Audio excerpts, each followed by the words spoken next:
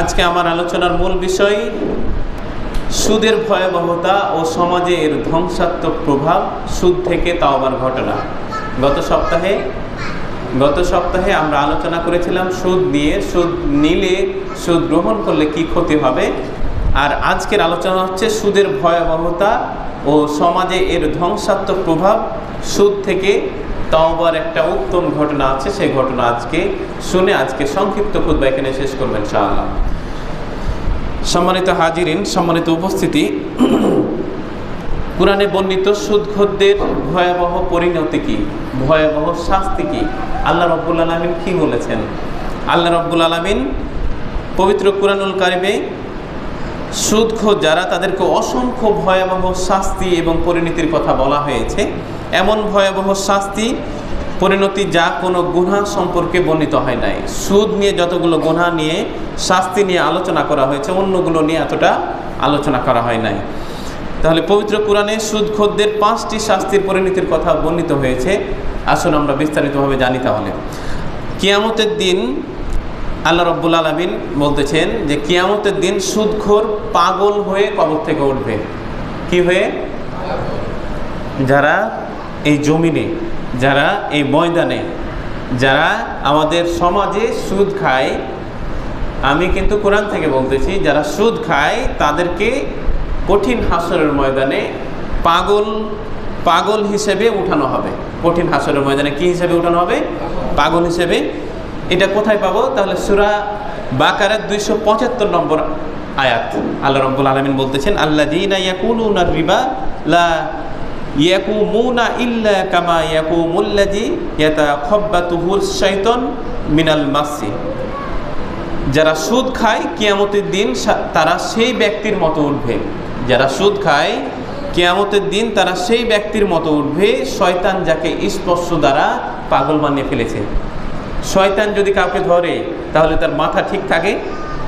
শয়তান যদি আমাকে আপনাকে ধরে তাহলে আমাদের আর মাথার সেন্স কাজ করে না, পাগল হয়ে যায়, ছোটাছুটি করে। অনেক পাগল রাস্তাঘাটে দেখবেন, তারা হচ্ছে পাগল হয়ে ঘুরে বেড়াচ্ছে। কেন? তার মাথার মধ্যে ব্রেন কাজ করে না। আর শয়তান যদি ধরে আপনাকে, আপনি সুস্থ মানুষ, আমাকে যদি শয়তানে ধরে তাহলে আমার মাথা আর কাজ করবে না, তাহলে আমি পাগল হয়ে যাব। কাল কঠিন হাসরের ময়দানে আল্লাহ তাআলা সূরা বাকারার 275 নম্বর আয়াতে বলতেছে যে যারা সুদ খায় তারা সেই ব্যক্তির মতো উঠবে, শয়তান যাকে স্পর্শ করে পাগল বানিয়ে ফেলেছে। আমরা কিন্তু সুদখোরদের শাস্তি সম্পর্কে আজকে জানব এবং এ থেকে বাঁচার উপায়, তওবা, কিভাবে তওবা করে আপনি ফিরে আসবেন এই পথে, আল্লাহ সে সম্পর্কে আমরা আজকে জানবো এই সংক্ষিপ্ত সময়ের মধ্যে।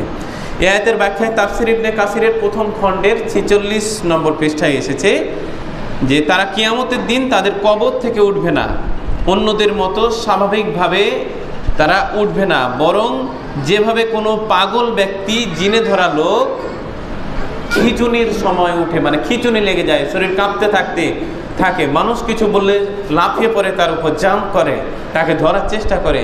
পাগল যেভাবে ছটফট করতে থাকে, কিছু বললে আপনাকে মারতে উঠে, ঠিক তেমনিভাবে কাল কঠিন হাসরের ময়দানে তাফসীর ইবনে কাসিরের মধ্যে এসেছে তারা অস্বাভাবিক অবস্থায় উঠবে, তাদের চেহারা বিকৃতি হয়ে যাবে। তাদের চেহারা যে সুন্দর একটা নূর আছে, আল্লাহ তাআলা বলছেন, ওমা খালাকতুল জিন্না ওয়াল ইনস ইল্লা লিয়াবুদুন, আমি মানুষ এবং জিন জাতিকে সৃষ্টি করেছি সর্বোত্তম আকৃতিতে। কিন্তু যারা সুদ খাবে, যারা এর সাথে জড়িত হবে, কাল কঠিন হাসরের ময়দানে তাকে বিকৃতি করে, তার চেহারাটাকে একদম বাজে অবস্থায় আল্লাহ রাব্বুল আলামিনের সামনে তাকে পেশ করা হবে। আল্লাহ রাব্বুল আলামিন আমাদেরকে এ থেকে বাঁচার তৌফিক দান করুন। সকলে বলি আল্লাহুম্মা আমিন।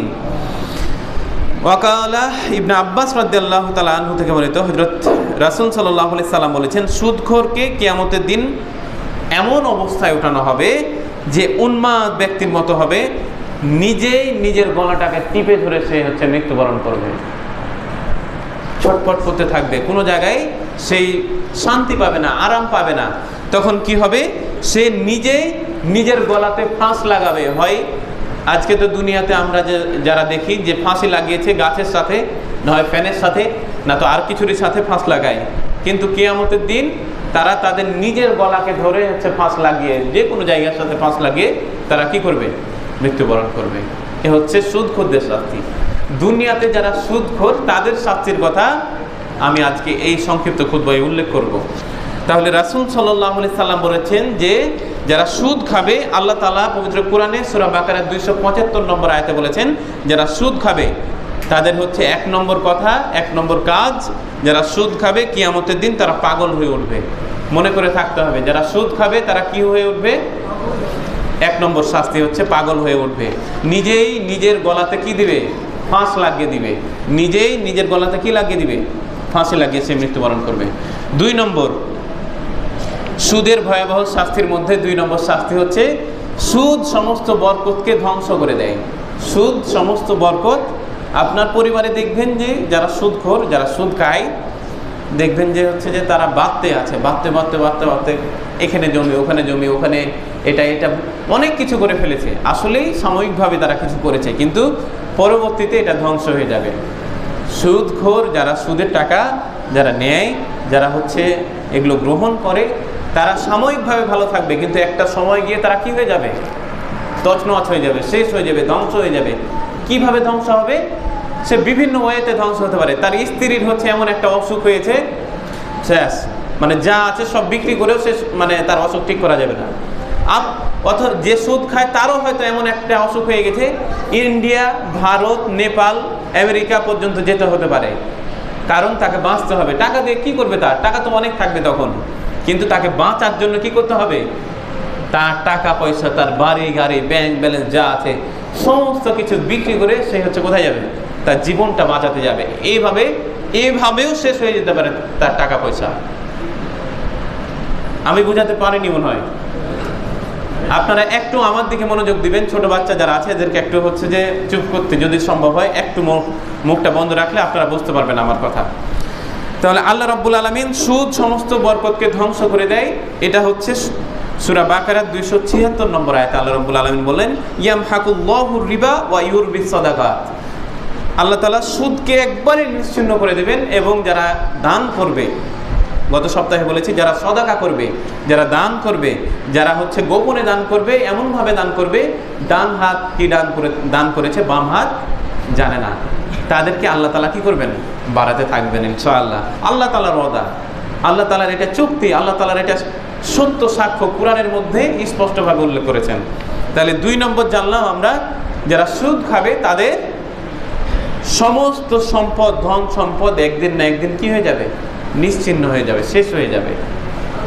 3 নম্বর আসুন, সুদ খাওয়া আল্লাহ তার রাসূলের সাথে যুদ্ধের ঘোষণা শামিল।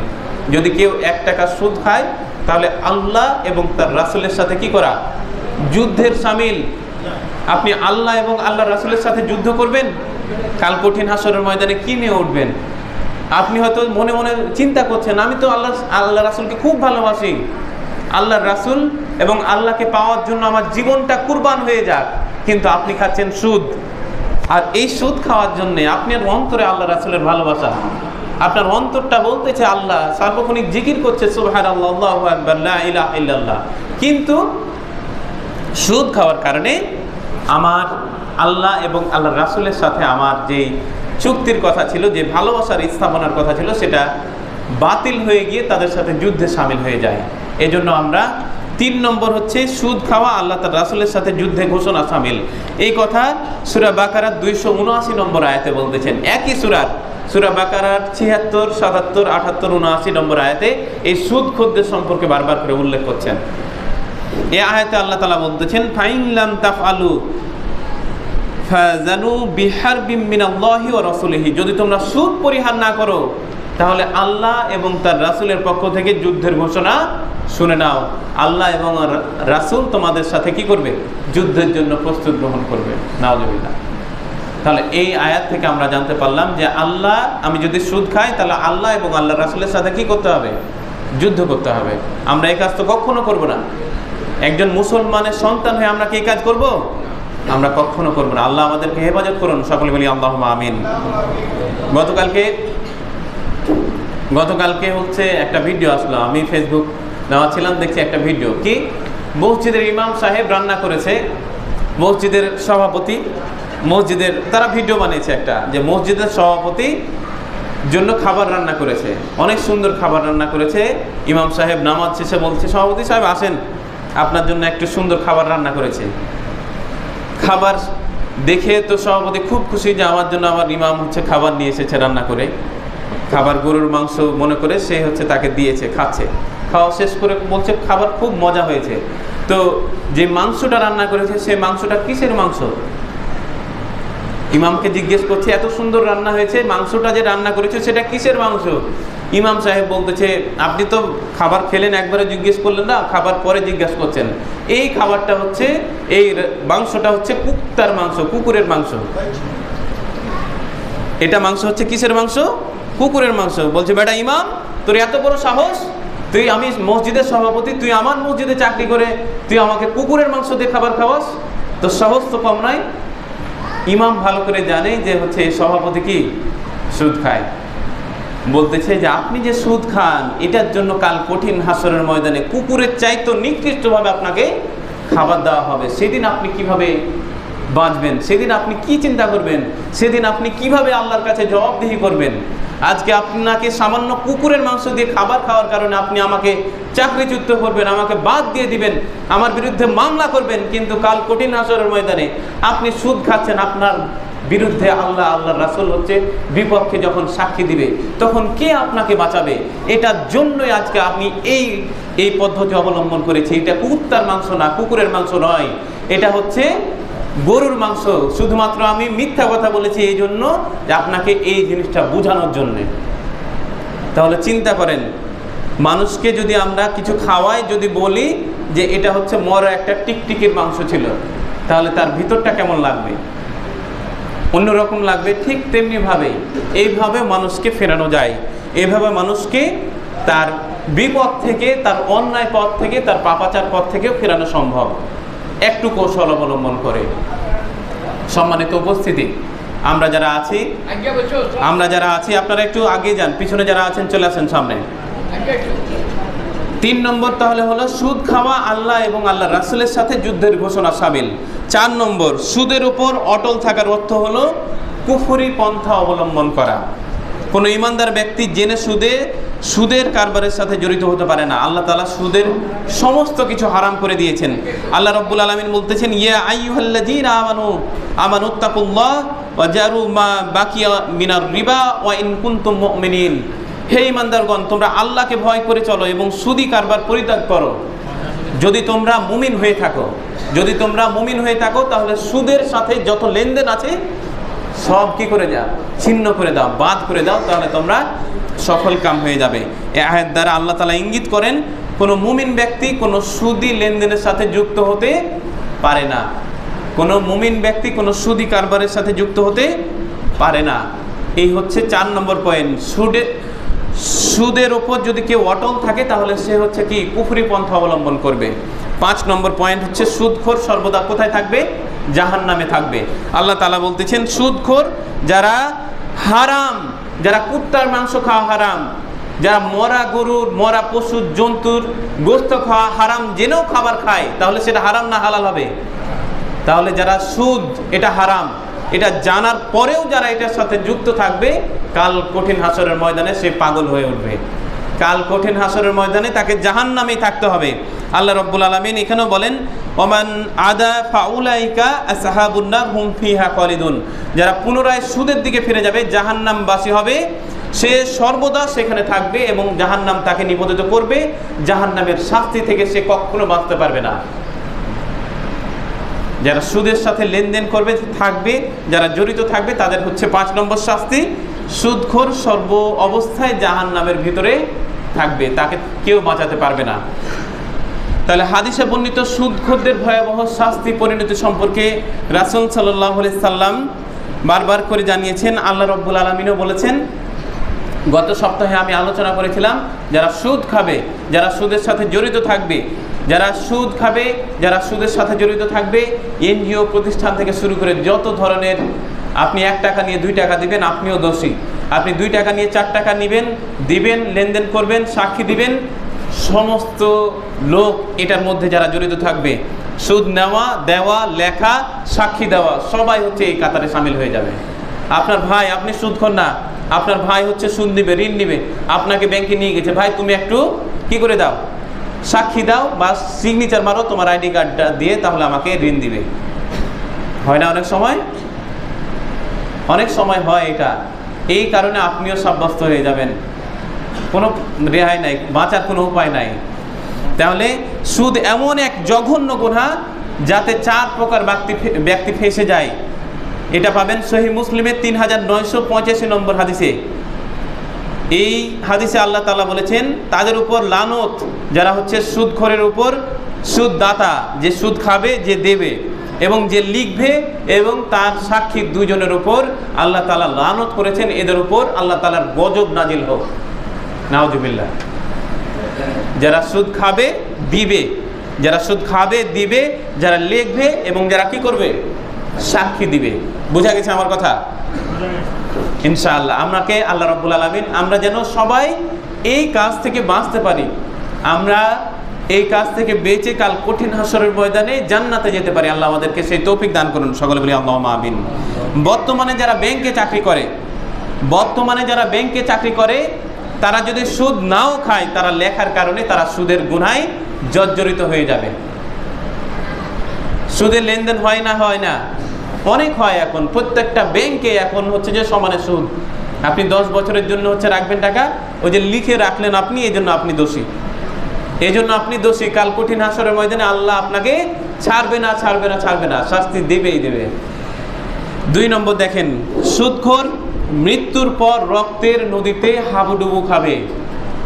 সুদখোর মৃত্যুর পর কোথায় হাবুডুবু খাবে? রক্তের নদীতে। এ সম্পর্কে সহিহ বুখারীর হাদিস বলবেন, সহিহ বুখারীর 2085 নম্বর হাদিস।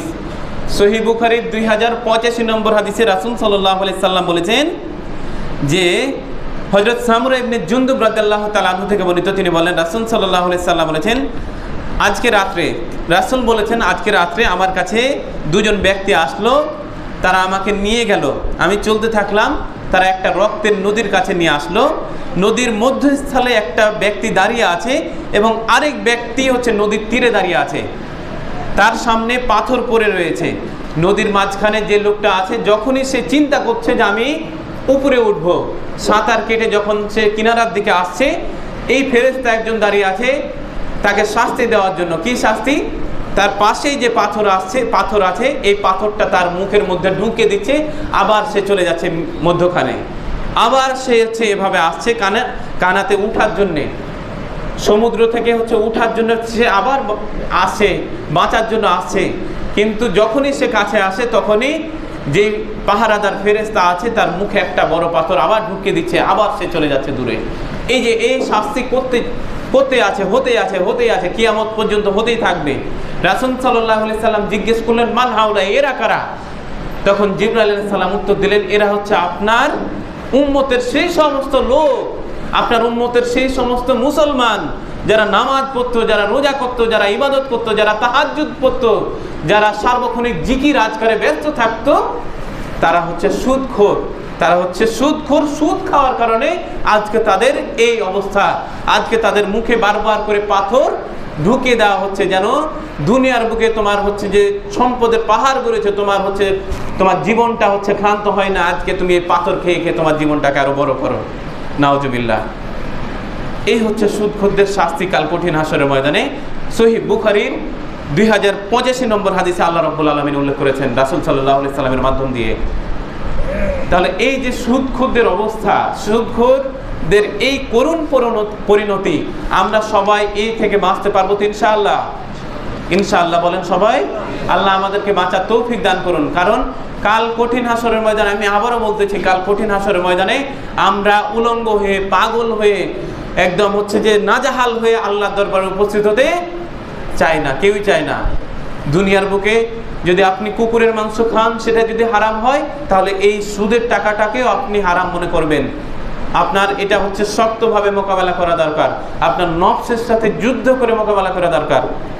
আর আমরা যারা টাকা পয়সা আছে, আমাদের যারা অনেক টাকা পয়সার অধিকারী, আল্লাহ আপনাকে সম্পদ দিয়েছেন, আল্লাহ আপনাকে অধিক সম্পদ দিয়েছেন, আপনি ব্যাংকে টাকা পয়সা না রেখে আপনি কজ্জে হাসানার সিস্টেম যে আল্লাহ রাব্বুল আলামিন একটা রেখেছেন, আপনি যদি আপনার টাকা পয়সা আছে, আপনি হচ্ছে কজ্জে হাসানা দেন। কজ্জে হাসানা কি? গরিব মানুষ আপনার কাছে আসবে, এত সময়ের জন্য আপনি টাকা দিবেন, আল্লাহ আপনাকে এটাকে বারাকাত দান করবেন আপনার ওই টাকার মধ্যে। বিভিন্নভাবে আপনার সম্পদকে আল্লাহ রাব্বুল আলামিন কি করবেন? বারাকা দান করবেন। কিন্তু দুঃখজনক হলে সত্য, বাংলাদেশে এই সিস্টেমটা চালু না থাকার কারণে আমরা সবাই বিভিন্ন ধরনের এনজিওতে, বিভিন্ন ধরনের ব্যাংকে, বিভিন্ন ধরনের প্রতিষ্ঠানের সাথে কি করি, লেনদেন করি। এই কাজটা আমরা করি। এই কাজটা করার কারণে আমরা সুদের সাথে জড়িয়ে যাচ্ছি। যদি আমাদের কর্জে হাসানা সিস্টেম চালু থাকতো বাংলাদেশে, তাহলে আজকে আমরা সুদি কারবারের সাথে আমরা কেউই জড়াতে পারতাম না। আমরা সবাই সচ্চাভাবে কাল কঠিন হাসরের ময়দানে আল্লাহ তাআলা দরবারে উঠতে পারতাম। আল্লাহ আমাদেরকে জান্নাত দান করতেন। কিন্তু এটা থেকে আমরা রেহাই পাওয়ার একমাত্র উপায় হচ্ছে আমাদের যারা অর্থ সম্পদ আছে, টাকা আছে, পয়সা আছে, বেশি আছে, আমরা হচ্ছে দান করব, আমরা হচ্ছে দেব এত সময় ধরে। আর আমরা যারা নেব, যদি উনি দেয় আর আমরা যারা নেই, সঠিক সময় দেওয়ার চেষ্টা করবে ইনশাআল্লাহ। এখন আমি আপনাকে টাকা দিলাম, কর্জে হাসানা দিলাম 1 লাখ টাকা। 1 লাখ টাকা দেওয়ার পর 6 মাস সময় নেওয়ার পর আপনার আর কোনো খোঁজ খবর নাই। কর্জে হাসানা দিলাম, আপনার উপকার করলাম, কিন্তু আপনার আর কোনো হুদিস নাই, আপনি পালায় গেলেন, আপনি নাই খোঁজ। মানে উনাকে যদি আপনি এক রাস্তায় দেখেন, আপনি পালিয়ে চলে গেলেন আর এক রাস্তায়, হয় না? এটা খুবই খারাপ কাজ। এটা আরেকটা খারাপ কাজ। এই জন্যই মনে হয় এই কারবারটার সাথে, এই সংশ্লিষ্ট সাথে কেউ যুক্ত হতে পারছে না। মানে আমি আপনাকে টাকা দিলাম, আপনি টাকা না দিয়ে, সময়ের মধ্যে টাকা না দিয়ে আপনি চলে যাচ্ছেন আরেক জায়গায়। তখন আমার কাছে টাকা আছে, আমি চিন্তা করলাম আমি এই টাকা ব্যাংকে রাখি, আমি নিশ্চিন্তে থাকি। তখন আবার ব্যাংকে গেলে আমি আবার হচ্ছে ওটার সাথে যুক্ত হয়ে যাচ্ছি। এই ফাংশনগুলো এক একটা আলাদা আলাদা ফাংশন হয়ে আছে আমাদের সমাজে। এগুলো থেকে বের হওয়ার একমাত্র উপায় হচ্ছে, পথ হচ্ছে আমাদের সবাইকে সতর্ক থাকতে হবে। আমাদের সবাইকে সতর্ক থাকতে হবে। যদি আমরা সবাই সতর্ক থাকি, তাহলে আল্লাহ আমাদেরকে নাজাত দেবেন, মুক্তি দান করবেন। আল্লাহ আমাদেরকে সবাইকে হেফাজত করুন। সকলে বলি আল্লাহুম্মা আমিন। সুদখোরদের পেট সাপের বাসা হবে। সুদখোরদের পেটে সাপের বাসা হবে, তার নারী ভুঁড়ি সাপে হচ্ছে ছোবল মেরে মেরে কাটতেই থাকবে। সুনান ইবনে মাজার 2273 নম্বর হাদিসের বর্ণনা।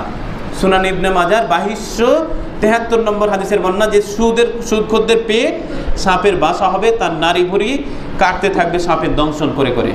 হযরত আবু হুরায়রা রাদিয়াল্লাহু তাআলা আনহু থেকে বর্ণিত, তিনি বলেন রাসূল বলেছেন যে মেরাজের রাতে আমাকে একদল লোকের কাছে নিয়ে আসা হলো। তাদের পেট ছিল বিশাল ঘরের মতো, তাদের বিশাল ঘরের মতো হচ্ছে একটা পেট ছিল, আর সাপে ভর্তি ছিল, যা বাইরে থেকে দেখা যায়। কাঁচের দরজা যদি হয় তাহলে বাইরে থেকে দেখা যায় না, এদিকেও দেখা যায়, ওদিকেও দেখা যায়। কিয়ামতের ময়দানে সুদখোরদের পেট হয়ে যাবে বিশাল ঘরের মতো। ওপার থেকে মানুষ দেখতে পাবে যে তার পেটে কি আছে, সাপ আছে, এটা দেখা যায়। হাদিসের মধ্যে এসেছে তাদের পেটে ছিল ঘরের মতো বিশাল, এবং তার মধ্যে সাপে ভর্তি ছিল। আমি জিজ্ঞেস করলাম, হে জিবরাইল, এরা কারা? তিনি বললেন, এরা হচ্ছে সুদখোর। এরা হচ্ছে সুদখোর। সুদখোরদের পেটটা হচ্ছে ঘরের মতো হয়ে গিয়েছে, এবং পেটে সাপ তাদের দংশন করে করে তাদের নারী ভুঁড়িগুলোকে কি করতে আছে, কাটতে আছে। এই কাজগুলো হচ্ছে সুদখোরদের শাস্তি। 4 নম্বর হচ্ছে এক দিরহাম যদি কেউ সুদ খায়, 1 দিরহাম যদি কেউ সুদ খায়, 36 বার নিজের মায়ের সাথে জিনা করার যেই জঘন্যতম কাজ, সেই জঘন্যতম কাজের সাথে সে পড়ে যায়।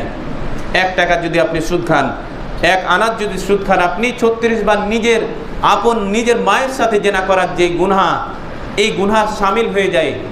সবাই বলেন নাউজুবিল্লাহ।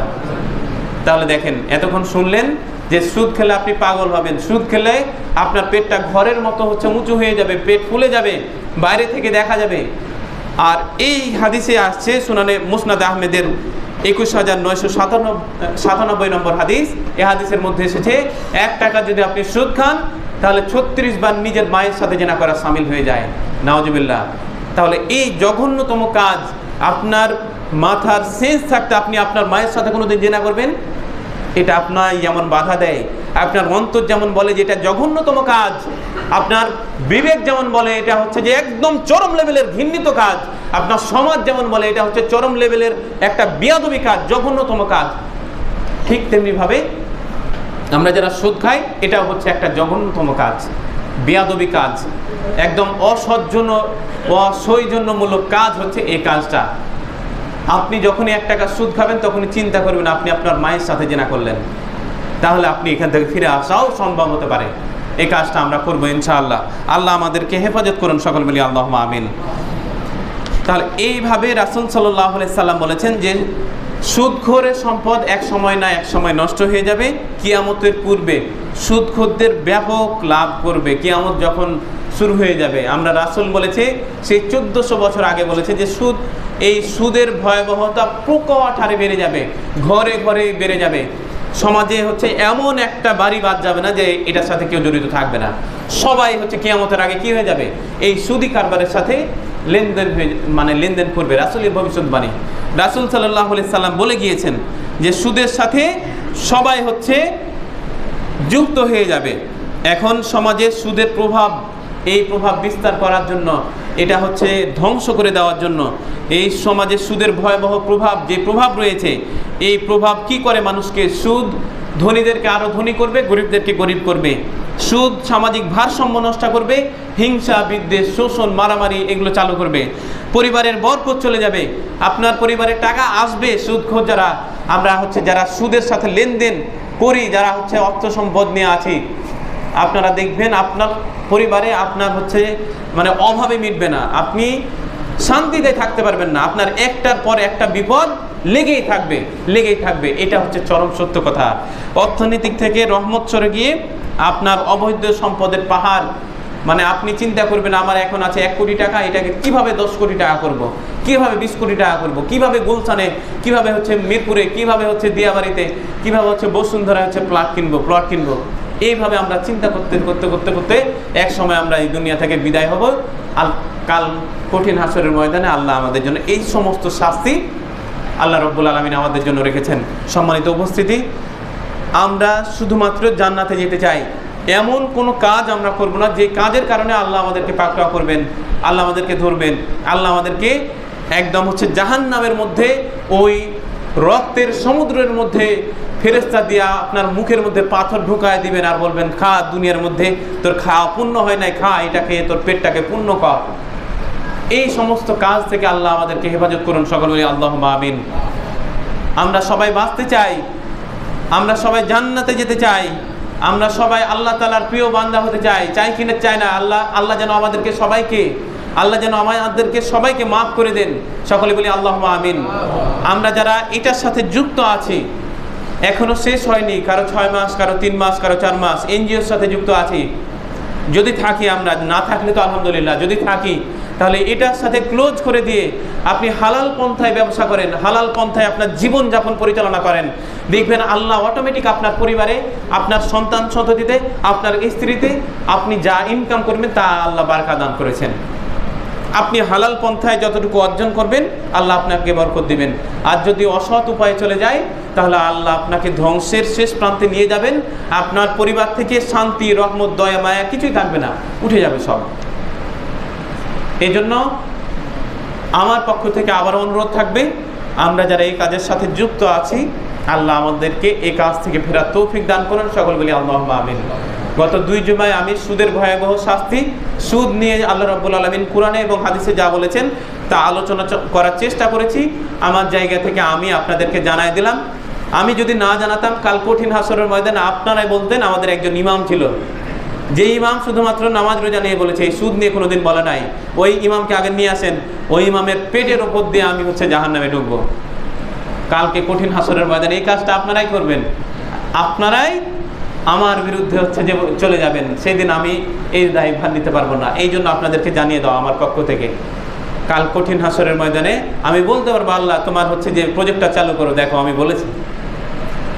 এরপরে যদি আপনারা না শুনেন, এরপরে যদি আপনারা আমল না করেন, তাহলে দায়ভার হচ্ছে আপনাদের। এরপরেও যদি আপনি সতর্ক হয়ে জান্নাতে যেতে না পারেন, তাহলে দায়ভার হচ্ছে আপনাদের। আল্লাহ আমাদেরকে সবাইকে জান্নাতে যাওয়ার তৌফিক দান করুন। সকল বলি আল্লাহুম্মা আমিন।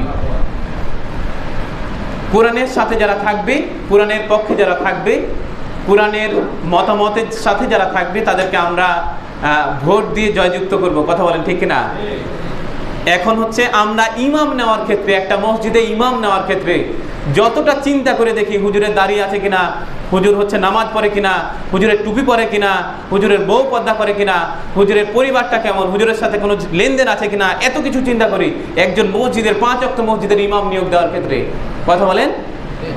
অন্যদিকে সমাজের নেতা বানাবেন, যে আপনাকে হচ্ছে এই সমাজটা পরিবর্তন করবে, আপনার দেশের নেতা হবে, তাকে সঠিকভাবে নির্বাচন যদি না করেন, সে যদি মদখোর হয়, সে যদি সুদি কারবারের সাথে লেনদেন হয়, সে যদি জেনাখোর হয়, তাহলে কাল কঠিন হাসরের ময়দানে আপনারও দায়ভার আছে সেখানে। এই জন্য আমরা নেতা নির্বাচন করব যে হচ্ছে কোরআনের কথা বলে, নেতা নির্বাচন করব যে ইসলামের কথা বলে, নেতা নির্বাচন করব যে দাড়ি টুপি দেখলে হচ্ছে তার মাথা গরম হয় না। এমন নেতা আপনারা চান কি চান না? আগামীর বাংলাদেশ কোরআনের বাংলাদেশ, কথা বলেন ঠিক কিনা? এই কোরআনের পক্ষে আমরা থাকব, কোরআনের পক্ষে আমরা জীবনযাপন করব, কোরআনের পক্ষে যারা কথা বলে তাদের পক্ষে আমরা থাকব, তাদেরকে ভোট দিয়ে জয়যুক্ত করব। আমরা সবাই যেন কোরআনের পক্ষে থাকতে পারি। আল্লাহ আমাদেরকে সেই তৌফিক দান করুন। সকলে বলি আল্লাহুম্মা আমিন।